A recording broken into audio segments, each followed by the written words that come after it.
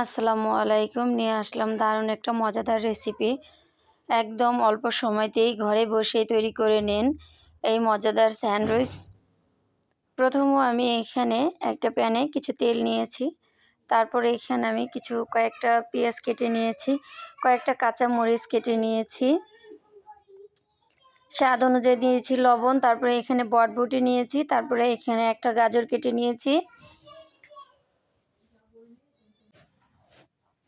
এক্ষেত্রে আমি ভালো করে সুন্দর করে সবজিটা আগে ভেজে নেব। অল্প করে পানি দিয়ে নিয়েছি, কারণ এখনকার যে গাজর এটা সিদ্ধ হতে একটু টাইম লাগে, কারণ এখন তো সিজন নাই গাজরের। এভাবে আমি বারবার ডেকে দিয়ে দিয়ে আমি ভাজিটা সিদ্ধ করে নিচ্ছি। এখানে আমি আলাদা কোনো গোলমরিচ ব্যবহার করি নাই। সাদা গোলমরিচ অথবা কালো গোলমরিচটা আপনারা ব্যবহার করতে পারেন, যেহেতু আমি চিকেনে কালো গোলমরিচের গুঁড়ো দিয়ে সিদ্ধ করে নিয়েছি, এজন্য আপনি দিচ্ছেন। এখানে আপনারা চাইলে একটু দিতে পারেন। চিকেনগুলো আমি আগে থেকে সিদ্ধ করে এরকম ছোট ছোট করে একদম ঝুরি ঝুরি করে নিয়েছি। এইভাবে যদি করে দেন দেখবেন বাচ্চারা এত মজা করে খাবে। আর যার বাচ্চারা বেশিরভাগ সবজি খেতে পছন্দ করে না, এই ভিডিওটা সম্পূর্ণই তাদের জন্য। অবশ্যই বাচ্চাদের এইভাবে বানিয়ে খাওয়াবেন, দেখবেন আপনারা আর বলবেন না যে বাইরে নিয়ে চলো। আজকালকার ছেলে মেয়ে এত পরিমাণ ফাস্টফুড খেতে পছন্দ করে, যেটা বাসায় প্রকাশ করা যায় না। আসলে আমরা যদি নিয়মিত ঘরেই কিছু তৈরি করে দেই তাহলে কিন্তু বাচ্চারা অনেক পছন্দ করে খায়। তারপরে এখানে আমি কিছু টমেটো সস নিয়েছি। আপনারা আপনাদের পছন্দ অনুযায়ী এখানে সসটা ব্যবহার করবেন। আসলে এত অল্প সময়তেই আমি চেষ্টা করেছি ঘরে থাকা জিনিস দিয়ে আপনাদের সাথে ভিডিওটা শেয়ার করার জন্য। যদি আমার রেসিপিগুলো আপনাদের কোনো অংশে একটুও ভালো লেগে থাকে তাহলে প্লিজ আমার ভিডিওতে একটি লাইক দিয়ে আমার চ্যানেলটাকে সাবস্ক্রাইব করে রাখবেন। যখনই আমি পরবর্তী কোনো ভিডিও আপলোড দেব সবার আগে আপনি পেয়ে যাবেন। তারপরে এখানে আমি কয়েক পিস পাউরুটি নিয়েছি। পাউরুটিগুলো আমি একটু বড় সাইজের নিয়েছি, আপনারা আপনাদের পছন্দ অনুযায়ী নিয়ে নেবেন।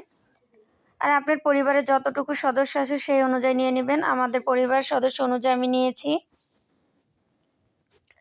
তারপরে এখানে আপনারা চাইলে কিন্তু চিজটাও ব্যবহার করতে।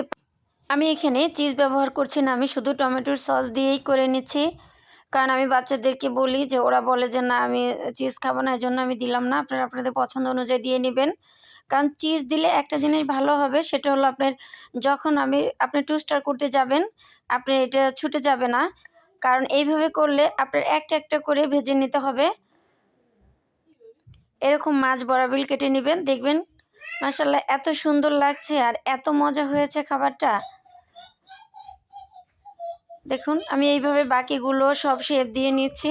আমি আপনাদের সুবিধার ক্ষেত্রে আমি আরও একটা বানিয়ে দেখাচ্ছি।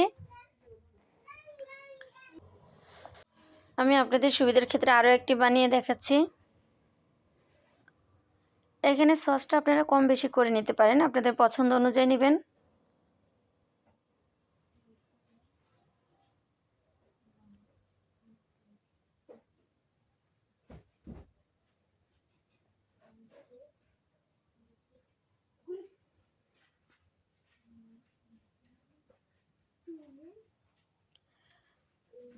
আসলে আমরা যত সহজেই ইউটিউবে দেখাইতে চাই, যত শর্টকাটে আসলে হয় না।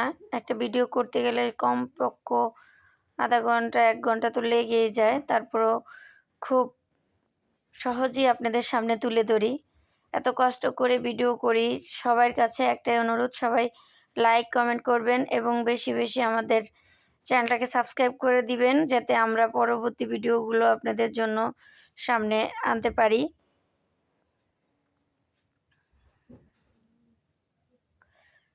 তারপরে এরকম আরেকটা রুটি দিয়ে আমি এইভাবে ভালো করে একটু চেপে নিচ্ছি। একটু চেপে চেপে তারপর লাগিয়ে নেবেন, কারণ যেহেতু এখানে আপনি চিজটা ব্যবহার করেন না, এখানে খুলে যাওয়ার একটা সম্ভাবনা থাকে। এভাবে যদি একটু আলতো হাতে চাপ দিয়ে নেবেন, এটা ভাজার সময় আপনার খুব সুবিধা হবে।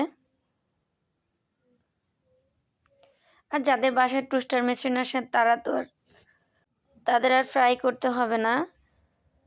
আমি এই ফ্রাই প্যানেই ফ্রাই করে নিচ্ছি।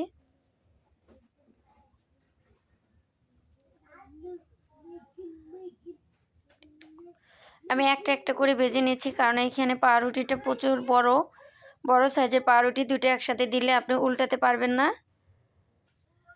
এরকম একটা চিমটা নিয়ে আস্তে করে এভাবে চাপ দিয়ে ভেজে নেবেন, টোস্টার করে নেবেন, দেখবেন খুব ভালো লাগবে। এভাবে টোস্টার করে নিলে কিন্তু মাশাআল্লাহ অনেক ভালো লাগে। আপনারা আপনাদের পছন্দ অনুযায়ী করে নেবেন। ভাজাটা কড়া অথবা হালকা যে যেভাবে পছন্দ করেন আর কি। আমি এইভাবে এরকম সুন্দর করে এই যে এইভাবে ভেজে নিচ্ছি। বাকি সবগুলো আমি এইভাবে ভেজে নিলাম।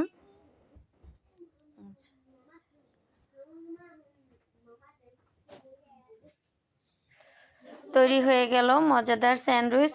দেখুন কত সুন্দর হয়েছে। সব শেষে আল্লাহ হাফেজ।